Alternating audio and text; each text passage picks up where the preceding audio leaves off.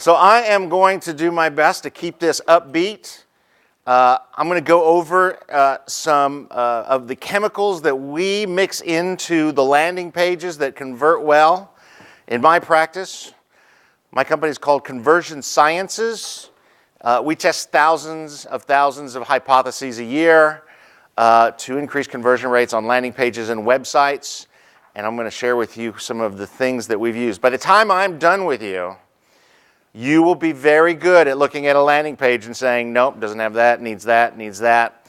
And you should be much better at creating your own landing pages for the offers that you are offering out on the web.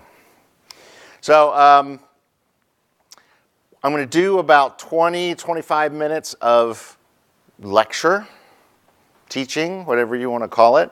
And then we're going to do some examples. So I have some examples in my presentation. I would rather have you guys offer an example.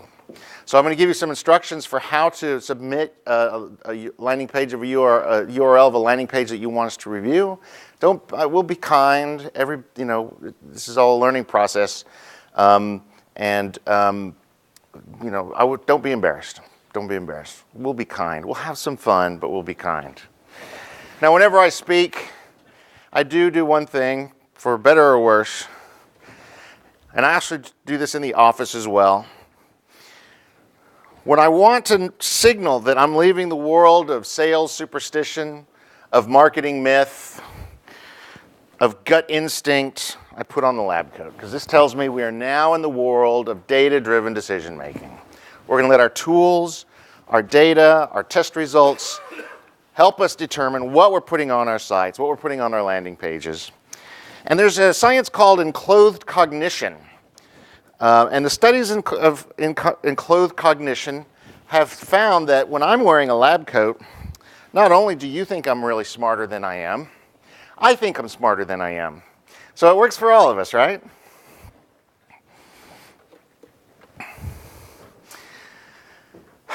Today we're going to talk about why landing pages are so powerful. I'm going to come down here because I'm not a very good podium guy. How's that look for video? All right. I'm going to show you how to build a landing page backwards. Now, I think everybody builds their landing pages backwards. I'm going to show you why. And this is a really powerful technique to get some of the things that wrap us around the axles when we're going to create a landing page. We're spending money on ads. We really want this page to work. And we think about all the things that we could be doing on this page. We get like, how do I do? What should I put in? So I'm going to teach you a way to kind of get past all of that and get your landing pages out quickly. We're going to obviously talk about the components of a successful landing page, and then hopefully some of you will be offering your landing pages and we'll learn never to do that again. I'm joking, of course. I founded Conversion Sciences in 2007. We've been testing for a long, long time. Our primary duty is A/B testing, setting up the analytics, and finding ways to make websites generate more revenue from the traffic that they're already getting. I wrote the book, Your Customer Creation Equation. If you offer a landing page, the first 4 of you that offer a landing page, you're going to get a free copy of my book, and I'll sign it for you. So we've already got you. I would welcome you guys to visit the Conversion Sciences blog, where we teach everything that we're learning. It's just the way we go to market. If you'll write your name on a business card or some piece of paper, drop it into the magic. I think that this is actually used to purify uranium as well. Drop it into here. I'd be happy to come pick it up for you. I promised the video guy I wouldn't do this, but anybody else right now?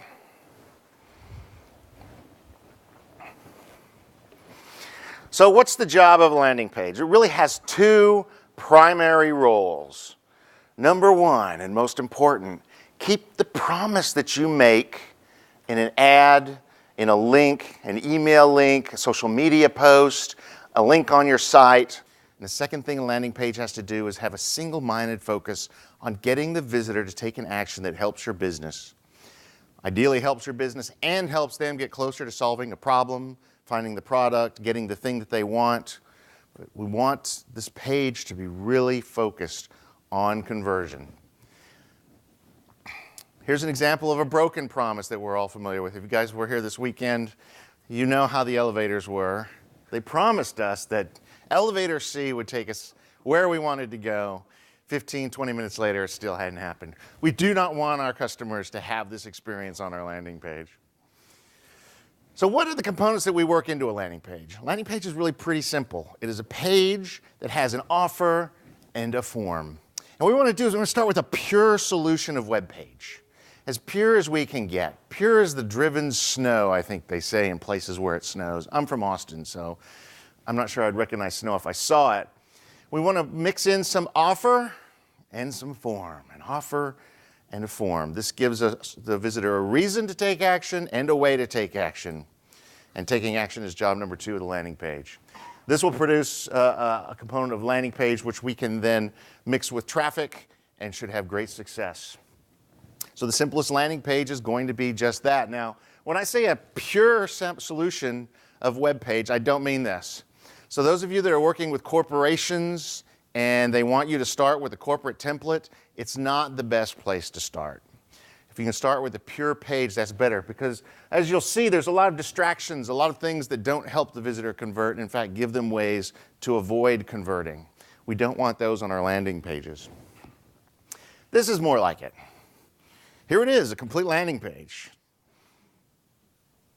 Any questions? No. We have an offer, which in this case is submit, one of the most common offers on the planet. And we have a form, the simplest form, a single button. Now, submit, while it is very, very common, in our test, we've only been able to make it work effectively if we're selling dominatrix services because the visitors really are looking for submission at that point. But for everything else, we can do a lot better with our calls to action. And on a landing page, your offer is very easy to come by because the first job of a landing page is to keep the promise. The offer on the landing page is whatever you promised on the button or the link or the email. Isn't that easy? You have to work so hard about how you're going to lead off this web page. Landing pages start off by saying, yes, this is the 50% off we promised you. This is the 2 for 1. Here's the document. Here's the freebie. It's very, very straightforward. So here's an example of how small changes in keeping the promise can affect your conversion rate. We have 2 search ads, discounted dollar bills from the leader in dollar resales, www.mint.gov, and the other one is discounted dollar bills, 50% off new US dollars from the leading reseller. Now, if we brought A to this landing page, which says discounted dollar bills, click here, we'd be doing pretty good because our landing page call to action, our offer, matches the ad that brought them there. If we sent traffic from ad B here, though, we've got a problem. We said 50% off, and our landing page doesn't say 50% off. So we've begun to introduce suspicion and concern in our visitors' minds, even with just such a simple change as that, not mentioning the 50%. This will be a more effective landing page for this ad. And what this is starting to show, and the reason I like this simple structure is because you should have more landing pages to deal with as you put out more ads and have more sources of traffic. Your affiliates will be bringing people with certain promises. If you can give those guys their own landing pages based on the ways they're sending traffic, you're going to have higher conversion rates. They're going to keep sending you traffic because they like higher conversion rates, and everything will be wonderful. It is a little bit more work, so you need to get comfortable generating these landing pages, and that's why you're here.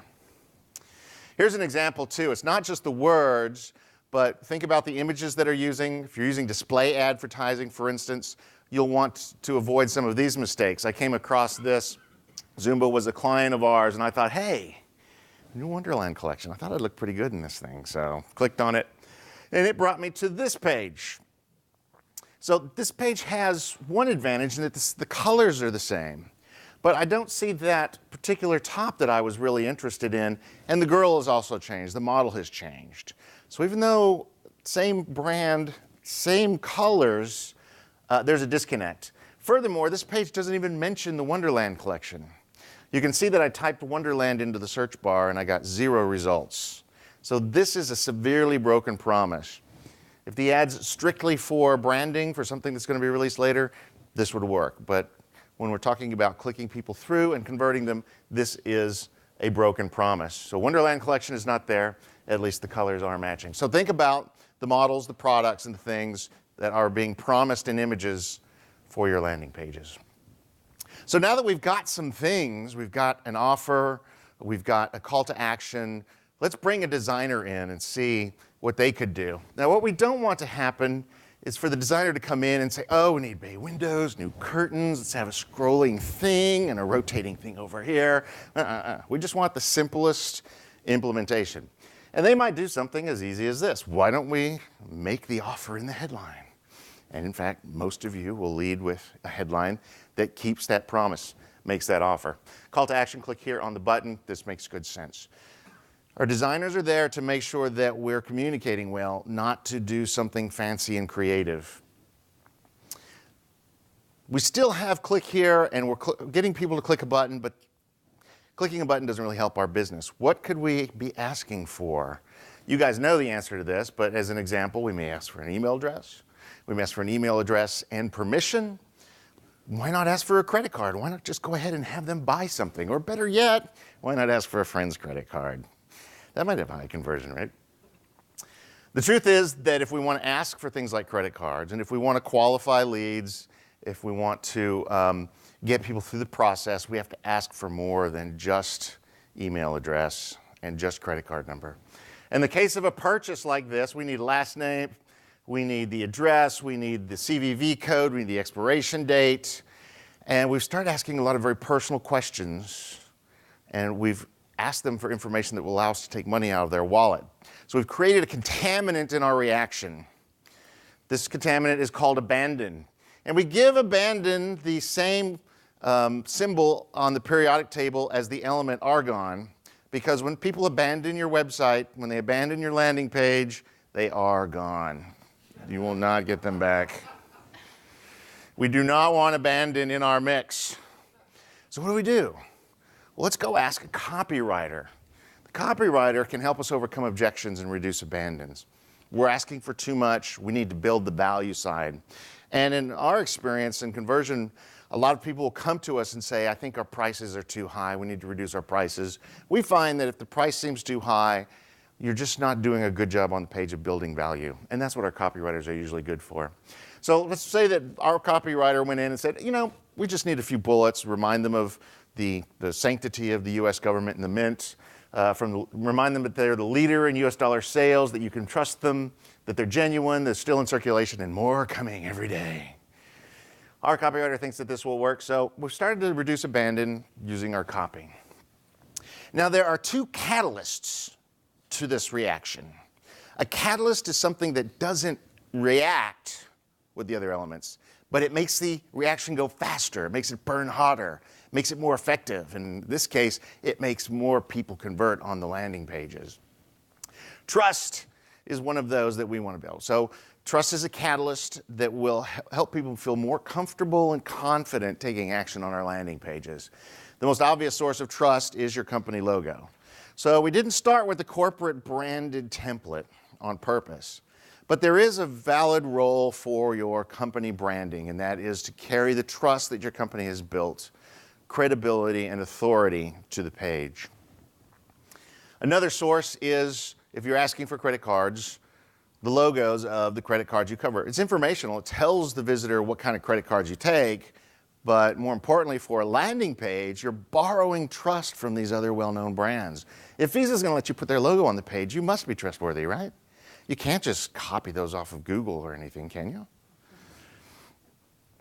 Other customers who have purchased your product, other people, their logos provide a very easy to see trust. You're borrowing trust from them. You can do this with media outlets. If you've been in USA Today, if you've been in the Wall Street Journal, if you've been on TV, Better Homes and Gardens TV, those logos you can place on your landing pages and borrow some of that trust from those more well-known brands. Even if your clients' logos aren't well-known, having them on the page can increase the trust, the psychological trust that, well, if they're going to put their logo on this page, they must have had a good experience with this product. The second catalyst is proof. So this really fills out our offering. And too often we overlook the proof, the sandwich of proof, where we got the feature, the benefit, and the proof have to all be there. In this case, we might state that, well, we've sold over $13 trillion. It must be a good product, right? Everybody's buying them. In general, in proof, what you want to do is be as specific as you possibly can. So if we could have this landing page keeping up with the rate at which the U.S. is printing money, we would want to put a more specific number in there. And we'll see some examples when we go through some specific landing page examples of how to use specific proof and how people are using it. But instead of saying over 1,000 customers and growing, you're going to have more credibility if you say we've got 1,134 customers. So the more specific you can be in your proof, the better. In business for 20 years, in business since what year is it? God, 2006 might be more effective. 1996? And then finally, the last element, show the product. The Eisenberg brothers say, and rightfully so, no one is going to take action on your landing page until they have seen themselves taking action on your landing with your product. So the image is a great way to advance your offer and help the visitor imagine owning what you're offering or taking advantage of it. For me, it was really easy to go and find a stock photo of dollar bills. We kind of know what they look like, so I didn't have to work too hard. But we really want to avoid the stock image as a place filler. So there's a little test you can use on your landing pages. Go and look at the images that you or your designer chose. And if you can write a caption for the image that isn't ridiculous, then it's probably going to work okay. If you really want to do the second, if you can place the offer again, repeat the offer as a caption under the image, then you've got probably a really good image that's advancing the offer on the page, the complete value proposition. So like for this one, shaking hands, the caption for this one's obvious. We want to shake your hands so that we can start sending you invoices. No. The headset hottie, she doesn't work here, but she's pretty. Could you write a caption for this that was other than that? Because she must work for every company on the planet. I've seen this image over and over again. Now, the woman with the headset is kind of becoming an icon for picking up the phone and calling, and even for some live chat. So I'm not saying don't use headset hotties, but you'll probably be better if you take a picture of someone that actually works for you. Our eyes know the difference between a stage stock photo and a real photo. And I think we'll see some examples of that in the results. And then these random graphs. These are just pandering, manipulative. If you hire us, something's going to get better. Is that really what it says? So we call this business porn, and you should avoid this. Do the caption test. If you can write a meaningful caption that explains the picture. And by the way, all of your pictures should have a caption either underneath or overlaid on the image explaining what you're trying to say with that image. A great example, I think, as I talked about, a lot of times we want happy, smiley people looking at the visitor from the stock images sites. Pull a picture of an employee or a picture of a customer, put at least their first name and what their title is or what company they work for. That way, you're essentially building trust. You're saying this is a person who's done it, they're happy, and the visitors can relate with that person more and imagine themselves being in that person's situation before they take action. So avoid the easy, lazy stock images and spend as much time on your images as you do with your copy, because images get scanned more than copy does. So you should really be spending more coming up with images that advance your value proposition. So we've got a lot of stuff on the page now. It's pretty busy. I mean, look at all of this. One of the things, one of the primary jobs of a landing page is to get the visitor to take action. We want to make sure that when visitors get here, they know we're going to ask them to do something. We're not trying to hide it. We're not trying to trick them. We're not trying to manipulate them. This page is about you getting further in your search or finding the product you're looking for, and here's how you do it. So we want this in the visual hierarchy to be higher. So the easiest thing to do is to make that button stand out. Repeat the the offer on the button or put a specific call to action. The best button text will follow directly from the headline, which is on a landing page is typically the primary offer. So get your discount dollar bills follows directly from the more specific offer. So this is a pretty good match. In terms of button color, all you need to know is that it needs to pop. So your button color should be different from the canvas that the rest of the page is on. If you're using a lot of blue and brown, then your button should be purple or it should be red. If you have a red and black, then your button should be green or it should be yellow. Basically anything that will not make it disappear, will make it look like one of the more important things. Your designer should be good at using white space to make things like this pop as well. So we're going to do that. We can actually screen back some of our trust symbols so they're not competing with the button, so that they don't look more important than the button, so that it pops out even more. Arrows. You would not believe the simplest, strangest, most subtle arrows will increase your conversion rate, pointing to your form or pointing to the call to action button. Use arrows, chevrons. I've seen people lay out text so that it was an arrow so that people would take action and that they had a lift on that. So now we invite the designer in. And as I said, we don't want the designer to come in doing anything fancy schmancy. I've been seeing a lot of this on websites, this parallax scroll. And it's cool, you're scrolling and stuff's like coming in. But unfortunately, you end up with certain situations that are going to work against you. Your landing pages don't need to be this fancy. They don't need the accordion text. People know how to scroll. Start simple and then test your way into other things like this. Look at this. I'm scrolling, scrolling, scrolling. There it is. Finally, it shows up. So I had a big blank spot on my landing page. We don't want blank spots. We want to be telling people why they should take action. Kind of will remind you of this sort of thing. What are we trying to see here?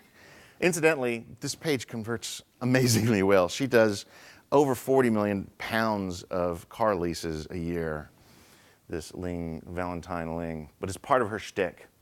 So we'll take this page, and I went to Unbounce and grabbed one of their templates. Unbounce is a landing page service. We're not affiliated with them, but we use them, we love them, and it's very easy to put up landing pages. So if you want to be testing landing pages, I would recommend them. They should know what sorts of designs will work. And so what you can see here is we've made the headline offer bigger and centered it. We've added a subhead. We added some dots here so that our primary calls to action stand out. We made this big and green, our proof. You can see we got the arrow happening here. We've got the entire form highlighted. There is no doubt on this page that we're asking them to do something and providing some information, some reasons to do so. And that is it. So once we are at that place, we should have a landing page that will be a good basis, a good, naturally high converting landing page that we can start testing our way into the more specific things that really appeal to our individual visitors, and every audience is going to be different. Every channel is going to be a little bit different. So this is where A/B testing becomes a great tool for finding those subtle things that can give significant increases in conversion rate. The complete reaction, offer and form, the catalyst proof and trust, must have image, all working to eliminate abandon, should give us the landing pages that we're looking for. So whenever you're looking at your page, just check through it. So I got an offer, I got a form, it's obvious that it's doing that. Do I have proof and trust? Maybe I need some more of that, maybe I need to take that. Make sure the offer pops. How is the image helping me advance my value proposition? And once you go through that checklist and feel pretty good about what you got, you should have a relatively high converting landing page. I have a checklist for you to actually go through that. You're welcome to download this. I don't know if anybody uses QR codes anymore, but I keep it on here. And this will let you actually go through, design out a landing page using the forms. You can hand this then to a designer and have them produce those landing pages. So it should help things move faster for you if you're going to be having more landing pages, which I think is a better strategy. All right, so we're going to do some examples. For those of you that came in late, write the name of a landing page on a card and place it in here, and we're going to show, look up. Our goal here is to find out what's missing on the pages. So we're just going to go through our checklist and figure out what is missing. Does anybody else have a landing page that they want to drop in here? Thank you. Okay. Paper works, paper works. Anybody else? All right, this should be plenty. All right, so I'm going to take you through one example just from my deck as practice. This is the landing page for a course at Udemy. Udemy is an online academy. The name of this course is Body Language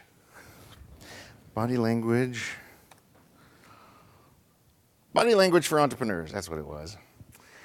I brought this up because I think this page does a great job of putting everything we're looking for right in at the top. So let's walk through here. The offer, Body Language for Entrepreneurs. Learn to use nonverbal communication to increase your income and influence as a business owner with this online course. So we're pretty clear about what it is. I think they do a good job with the offer. The form is as simple as it gets. It is a one button, buy now, which takes you to a secondary landing page, which has the form and the information to fill out. The offer, by the way, if you're selling a product like this, doesn't just include what you are, but it's a portion of it is pricing. You can consider your shipping position, your shipping offer, risk reversal as some things that are part of your offer. So think about how you work all of those things in, especially if you're selling products in an e-commerce mode. I think they do a great job of showing that it's a 75% off offer. That's part of the offer again. And they place that right under the call to action button, which stands out as a high contrast item, so it's likely that that's going to be read. So we got a good form, we got a good offer. They offer proof, 56 reviews, 3,823 students enrolled already. Very specific proof. I think they do a fantastic job of building proof. How about trust? How about trust? So we've got the Udemy logo up here, which carries some trust. But look, they're borrowing trust from a number of these other outlets. Bloomberg, Wall Street Journal, Forbes, US News. So I think they do a fantastic job with trust. The image, show the product. That is the instructor. She's lovely. And they use a special kind of image. They use video. This is image at 30 frames a second. Very, very powerful. Now, video is powerful and done the wrong way can actually significantly reduce your conversion rates. So make sure that you are, if you're going to use video, that you're using something that is right in terms of time, that you have good audio, that you're not wasting time with opening with like your logo flybys. Go ahead and get into the meat of things. One interesting thing we've seen on more than one occasion is adding video to a page, significantly increasing conversion rates by 40, 50, or 60%, and only like 5 to 9% of the people actually ever watching the video. So video by itself, a little triangle with circle in the middle of a picture, seems to increase some sort of credibility, something psychological. So I would consider trying it. So I think they do a great job with image. In terms of abandoned, there's no navigation, there are no social media symbols, there is nothing here that when I get to that point and say, I think I'm going to do this, and the first thing I need to do is, how can I delay this action just a little longer to make sure I'm sure? Don't give them those outs, and this page doesn't do it at all. So I think this is just a great example of a page that really does a great job. There's more copy going down the page, so they build out and fill out the value proposition. The other thing we're going to be looking for is this. We call this a dripping pan. So somebody who has read down your page, especially if you're using long copy, is probably pretty well qualified. Repeat the offer at the bottom. Pick up those juices that are dripping down through your landing page. Don't make them have to scroll up to the top. Any questions about how we're going to be doing this with the landing pages? Any questions about our approach and what we're looking for? One right here. Does it matter how long the page is? The page, it doesn't matter how long. We've got plenty of room. So the general rule is Use as much copy and text to fill out your offer as you need, and then not a bit more. Your copywriter should be good at making scannable copy if you're using long form copy, and using those images going down the page. So I'm getting headlines, subheads, bullets for important points, or highlighting, so that I can scan through and get 75% of the message, and then figure out what sections I really want to read based on the kinds of problems I'm trying to solve. So a good copywriter knows how to make that play out. But think about scannable copy. What would, as you're scanning through a page, what catches your eye? It's going to be those images. Captions get read. Please caption every image. And then subheads, bullets, and highlights. Does that help? Okay. Any other questions? Let's dive in.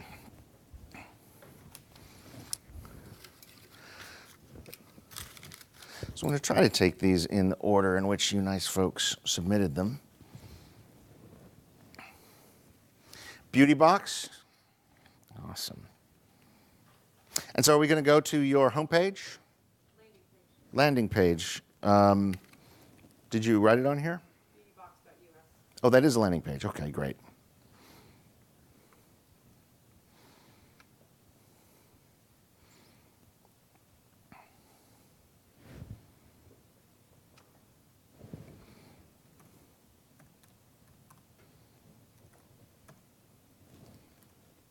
Tell me the primary source of traffic for you.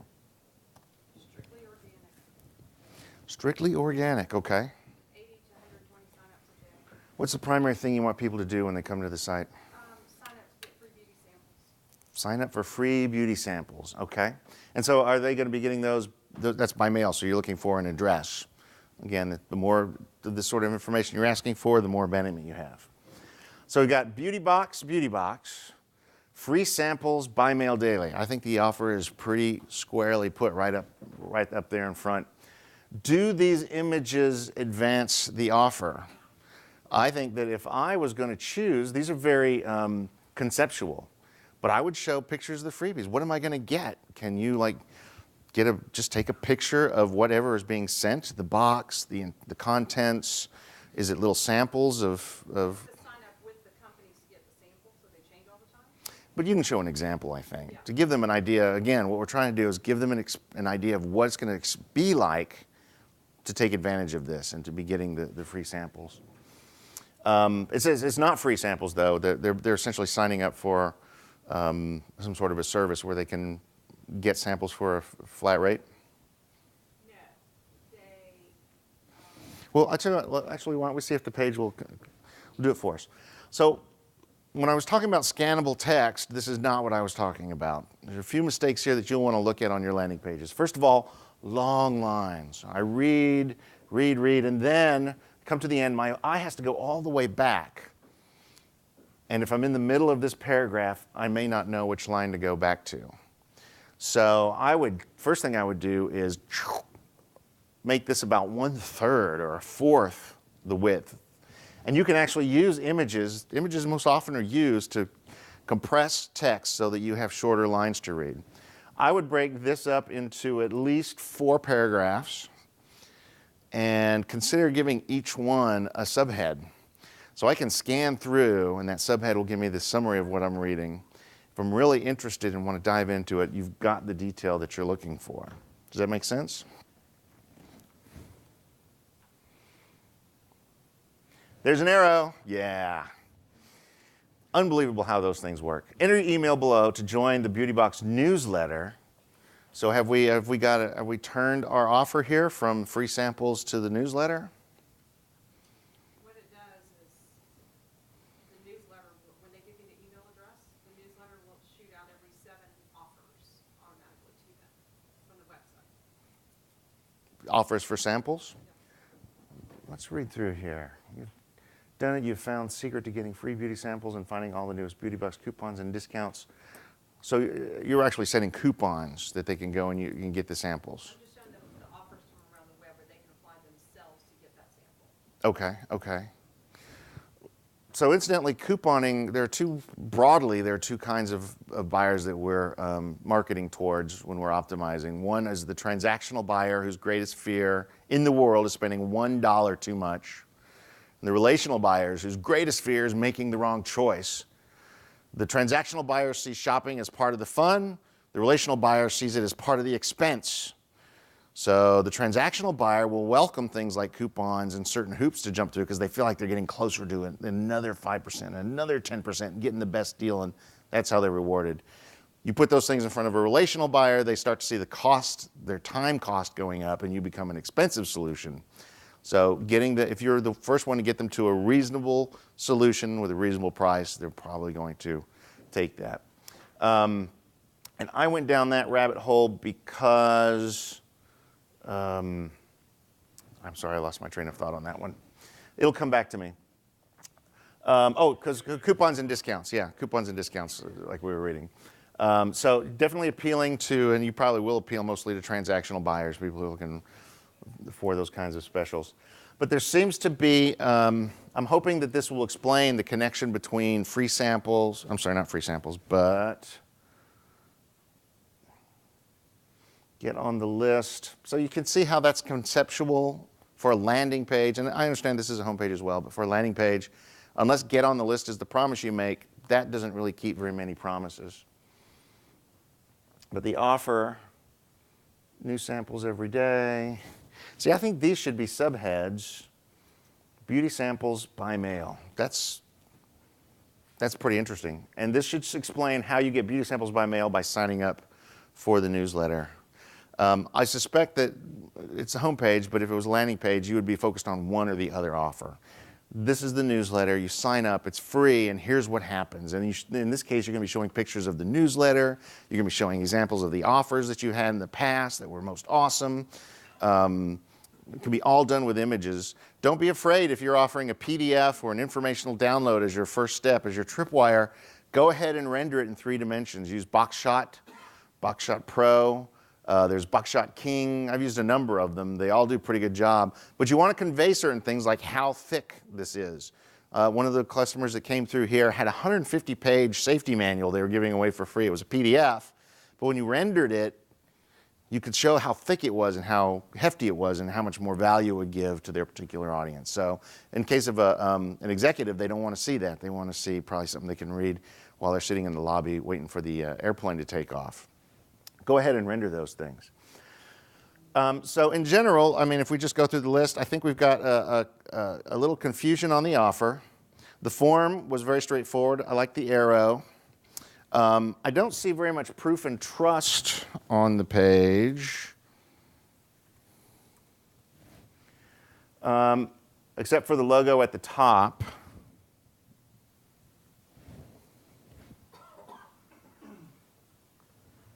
And here's a form that really doesn't even have an offer attached to it. We've got submit as the call to action, so I'm not really sure how this, but it's a work in progress is what I'm getting, right? Okay. So I think that if you could really simplify it, take this copy, narrow it, subheads, make it scannable, choose some images that are more applicable, pick an offer. It's going to be a much more effective landing page and hopefully an effective home page as well. If you've got some proof and trust, how long has this newsletter been published? A year and a half. You could say, there's probably some proof points we can make in there, but think about what you're doing. If you were to count all the offers you've sent over the years, that would probably be in the hundreds. That might be a good proof point. Or how many on average you send per week. Per week, you're going to see, on average, 25 offers. So that tells me something and provides some additional proof. I think the images could be improved, as we talked about. But I don't see a lot of distraction and stuff. So I'm kind of got 2 screens going here. Hey, Brian? Yes? I think if you go back to your page, the trusses, there's names in that text, like Maybelline, Target, Walmart. Oh, yeah. You can extract values of the images. Actually, Bingo. I used to at the bottom have pictures of like Lancome and. With that, they may come after you, but it's always better to ask forgiveness than permission with these big companies. So I would absolutely, great catch. Eliminate some of great way to borrow text. Absolutely. Additionally, up at the top, would you consider abandon having the social icons up top? On a landing page, I wouldn't. So the great place for social icons is on the thank you page after they've taken action, because first of all, they think they love you now. You're better than everybody else because they chose you for no other reason than they chose you. There's a psychological thing that happens. So they're more likely to share. They're more likely to join you on social media, and they wouldn't be distracted. Now, caveat to this, we've done a couple of tests where we've added Facebook Connect. We haven't tried the LinkedIn autofill, but Facebook Connect, and we've seen a significant increase in conversion rate, but no one used the Facebook Connect button. So it was clearly a trust issue. It was a catalyst. I had the Facebook symbol on there. So you can borrow trust from the social networks, but it's something I would absolutely test, because you could be people, again, looking for a reason not to, to delay the action, and like, oh, I think I'll go see what's going on Facebook, and then you've lost them. They are gone. Does that make sense? Good, good, good. Anything else? Let's go on. Lisa? Where's Lisa? And are we going to use FitFlop, actually? I saw where did I see FitFlop before? I think I may have sent you a message. Do we want to use a landing page specifically, or do you want to use the home page?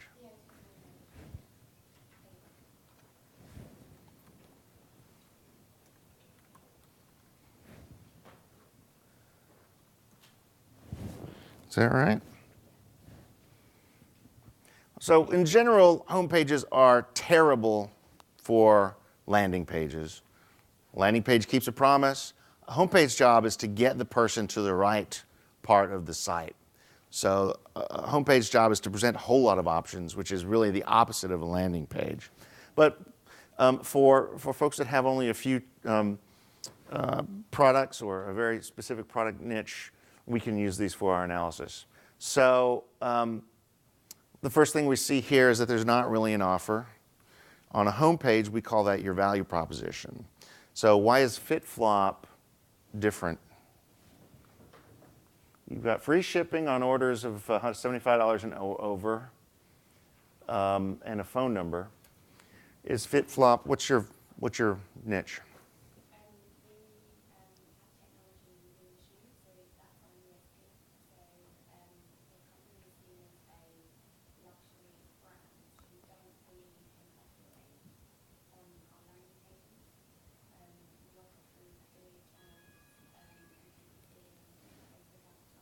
So there's technology in the, are there cameras in those shoes, or what's the technology? Is it tapping into my Fitbit and stuff? It's in the midsole, so what it does is it rebalances the pressure points when you walk. So it basically you have certain pressure points in the foot, so here and here. Uh-huh, uh-huh. And how the technology in the shoe is made, so it just rebalances it, so it will be your most comfortable pair of shoes for whatever. So it's proper kind of support for our feet, rebalances our feet. Why don't I get any of that on the homepage? Why did y'all choose to take that off? Why wouldn't, I would think that would be a unique identifier. Some people are going to be coming for the fashion primarily, but I'm going to hit 6 or 7 of these and they all look the same. So I would say that the offer is not being done well here. And gold for it, we want to be clever, and there's a good reason to wake up Broca's area and get past it by being clever or humorous, but we often jettison meaning and offer in exchange for being cutesy. So you end up seeing these very conceptual things, gold for it, I don't even know what it means. For your methodical guys, they're going to want to see a cross-section of the shoe and what's going on in the inner sole. For the fashion-oriented one, they're going to want to see a beautiful set of shoes, but with the special sole that no one else has, whatever your proof points are. And I think you guys are abandoning those sorts of very clear calls to action for being cute. So I think within our plans for new users coming in, we're looking at building a technology page, building something the first time you go to the website and see about the technology. I think that would be very helpful, like in a popover. So going through there, the images are, the shoes are a part of all the images. I assume that these are your products and they're not stock photos. Nice, lovely shoe images. But again, I'm scrolling through here. I don't know what love stories means. What's hot? All white now. Makes my whole life better. Oh, that's a testimonial. So that's a little bit of trust building as well. Testimonials, ratings and reviews are ways to both actually cross the line between proof and trust, which is why they're so effective. But I think that if you went through and did the checkbox on these elements, you'd find as a landing page, this homepage is really not going to work well for you, and you really should think about what's the primary source of your traffic. Paid, so you have complete control of where people are going. You should really have landing pages absolutely aligned with each of those ads, and make sure that they get at the top your value proposition, why they should stick around. I think we got time for one more. And by the way, I have my cards here. If we don't get to your page now, I'll be happy to do it for you on the phone when we get back to our destinations. So just come see me afterwards and I'll give you a card. Picturekeeper.com.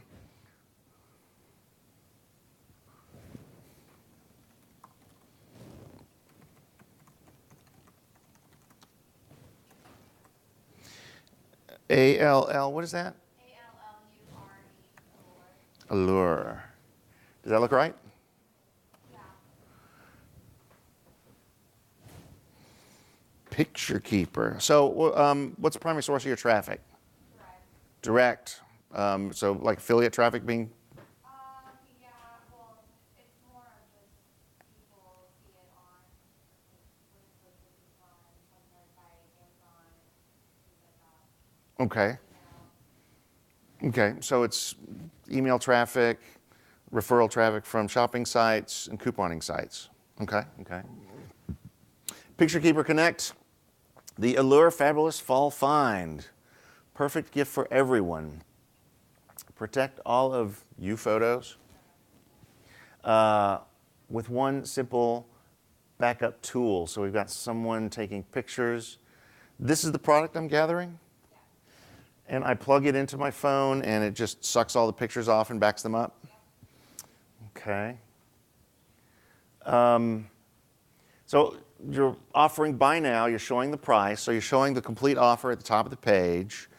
Here you're showing the product, but as we rotate through, we may not see the product and know what we're getting. Rotating headers, especially on landing pages, are usually a bad idea. Motion draws our eye incredibly strongly, so our limbic brain, whenever something moves, we have to know, are we going to get eaten? Is it something we can eat, or is it something we can mate with? So it gets a lot of attention. People don't work their way down the page. So I think that the offer is kind of fused a little bit across these two things. Why don't we bring it all into one, make this static, show the product, and nail the offer. It protects, plug it in, it's this price. You might be able to get to that point, like the sample we saw at the beginning, where you could close this deal at the top, because it doesn't look like it's not a particularly expensive solution. It makes sense pretty easily. So we've got, as seen in the Beauty Expert Allure, we've got some trust borrowing going on here. No storage, can't take photo, we've got a solution. So we're starting to get a better idea of what the different features are. I like the way this shows the product. And then the call to action is buy Connect now. So Connect is the name of the product.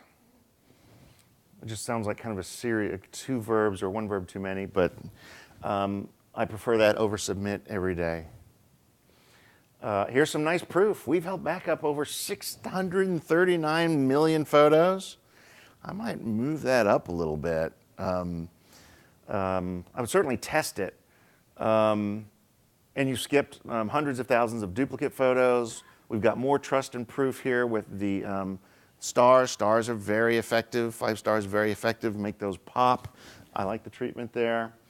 One device, simple solution. So I can try the free app. So if this is a home page, but if it was a landing, oh no, this is a landing page. So secondary offers, if you feel like some people aren't going to take advantage of your primary offer, but you want to get them on your list, it is okay to have secondary offers, but just remember that if you place them down near the bottom where the really engaged people are, you're giving them an out, and you will cannibalize. But if you're good at having them fill out an email address and getting them back to the site through email, go ahead and do it. If you don't have those series of emails that really are good at doing that, I would consider not including those things. The same goes for social media. If you know how to get people on social media to visit your site and buy, go ahead and put social media icons on the landing page. But if you don't, if you're not good at that, leave them off, because they will they might lend you some trust, but I would look for some other solutions that aren't as distracting. So there's a couple of offers here. This is an interesting thing. We see this working very well on mobile. The sticky header. Sticky header and sticky footer that repeats the offer, and it always allows them an opportunity to buy now. So I think that's interesting. I'm assuming that these are going to stay on the same page. Yes. So these aren't distractions. Maybe this one is, yes. So this one, blog takes me away. It's a distraction. It's a way of abandoning, and I would take the blog link off. The others seem to work pretty well. So, I mean, I think your offer needs some work, how you present it at the top of the page. But I think you have a great value proposition. You're showing the discount. You're using some trust and some proof in there in a very positive way. So I think you've got all the elements. Just need to get that offer nailed and like, bam. That's my opinion. So this promotion will go live in September, so it's not live now, but once it's live, we actually use ad shoppers for that. So they'll overlay the social, Twitter, Facebook on the right side. We typically do that with our landing pages, where we'll make it sticky as they scroll. The truth is, the people that are interested in it don't pay much attention to that. And in fact, on landing pages, you're not going to get very many clicks on that. What I would do is use Hotjar. There's a service called Hotjar that will show you where people are clicking. See how many people are clicking over there. It'll just give you an idea of if you're cannibalizing your sales. And if you are, try to figure out a way to get it off of there. Most of the time, the impact is minimal. Well, actually, it's not, it's a referral, so you click, like, you share to Facebook, and you get $20 off when your friend signs up. Oh, okay. So what is the landing page offering? The referral discount to existing customers? Are you trying to sell both with the? Yeah, it's more of getting someone else's email with it. So basically, I mean, what we've seen is actually the people who share it, we already have in our system anyway. Are they already customers? And then they refer it to their friend, and then that person usually, that's a new result for us. Okay. So you see that, I think we're out of time, but you see how those are two different landing pages. One is for customers. Share this, get $20 off. Oh, we have 5 more minutes. Share this, and I'm not really kind of following how they get $20. Oh, their friends get $20 off. Yeah, their friends get $20 off, but And another landing page for non-customers, which is all about getting them to buy.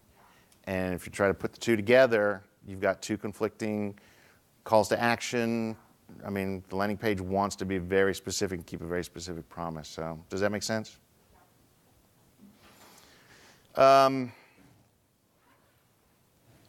ask you about white? Do you want white for background color? No, it's all of ours have white. Contrast is great. So dark text on a white background, black text on a white background is going to be easier to read. White backgrounds are better for older eyes, apparently, because it causes our pupils to get smaller, which, if I understand right, shortens our focal length, which makes it easier to focus. So those of us that have eyes that are over 40 years old and they're starting to weaken, will prefer a light background for that reason. Knockout text doesn't get read by older folks as much. But in general, you're going to be fine if you've got this white background. Fortunately, we're all going to flat designs, it appears, which are solid colors. The days of gradients are gone, which were horrible for conversion. And you're just making sure that your buttons pop, because they're flat now. They don't look like 3D buttons. That's a technique that actually still works, apparently. I've seen some recent research on that. But the answer is yes. White with a dark text is probably going to be your best bet.